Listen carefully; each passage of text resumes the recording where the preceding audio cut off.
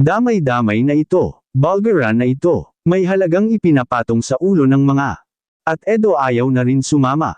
Grabe naman yan. Isang mapagpalang araw sa inyong lahat mga kalingap, sanay hindi nyo po makalimutan na mag-like sa video na ito.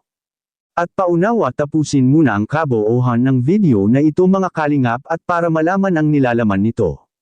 At maraming salamat po mga kalingap sa pagpatuloy na pagsuporta lalo na kay Kuya Val Santos Matubang at kay Ate Edna Vlogs at Kalingap Rab, salamat po.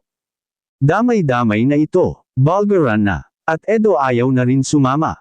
Grabe naman yan. Pero bago yun mga kalingap ay pag-usapan muna natin mga kalingap ang patungkol sa isyu ngayon ng EDSI na kung saan tumaas at gumanda na sana ang samahan ni Edo at VNC ay may pilit na namang maninira sa dalawang love team ni Kalingap Rab na ang EDSI.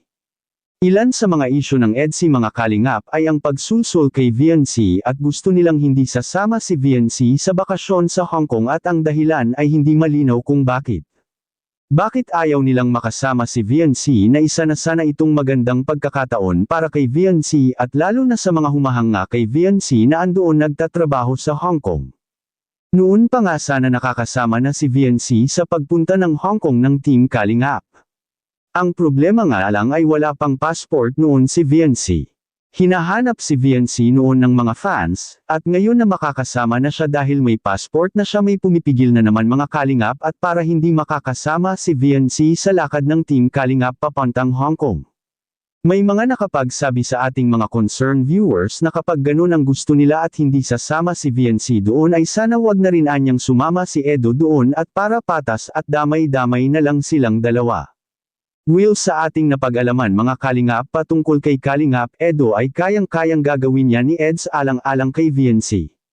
Kapag si VNC ang magsasabi na hindi sila sasama sigurado ako mga kalingap 101% si Eds hindi yan sasama.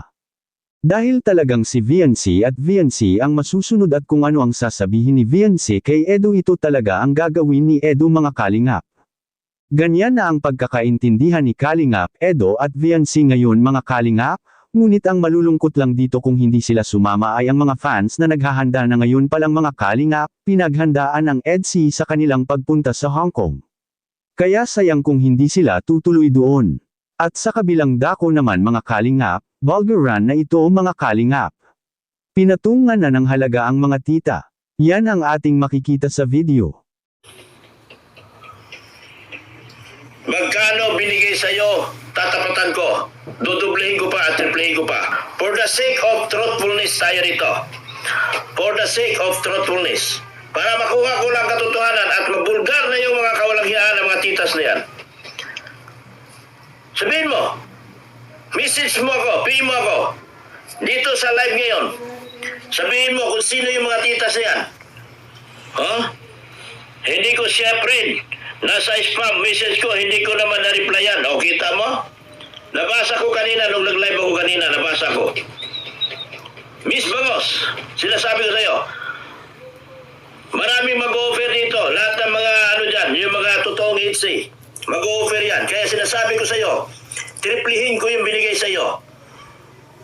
Ibulgar mo lang ngayon kung sino yung mga titas na kasabwat mo para siraan sa ito. Sige na. Magkano? Call ako. Marami akong pwedeng tawagan dito para matapatan lang yan. Oh, kung marami talaga silang pira yung mga titas mo na yan, marami naman pantapat dito. Tawagan ko si Ma'am Ping Provido. Andito si Ma'am Chini, oh. Kausap ko. O, kausap ko si Ma'am Chini. Ka-message ko ngayon, oh. Para sa inyo, oh. O, ito, Chini Provido. Ka-chat ko. Si Ma'am Chini, ka-anak ni Ma'am Ping Provido. Tatapatan ko. Ubusan na tayo ng ano. Wala man kong pera. Sabihin mo lang, Bangos. Message mo ako, PM mo ako. Friend ba tayo sa Facebook? Pwede ako sa spam. Basahin ko. Message request mo ako. Para tatapatan ko kung magkano binigay nila sa'yo. Ganito ang live.